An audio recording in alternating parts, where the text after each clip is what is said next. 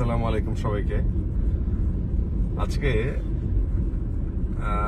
আমরা একটা টপিক নিয়ে একটা কথা বলি আপনাদের সাথে, যেটা আসলে আমি নিজে জানি না ভালো করে, তাই একটু জানার জন্য আমি কমেন্ট করবো যদি কেউ এরকম ইসলামিক স্কলার আমার পেজে থেকে থাকেন তার কাছ থেকে জানার জন্য। সেটি হচ্ছে যে জুমার সময় খুতবা কেন দেয়, আরবিতে কেন দেয় স্পেশালি।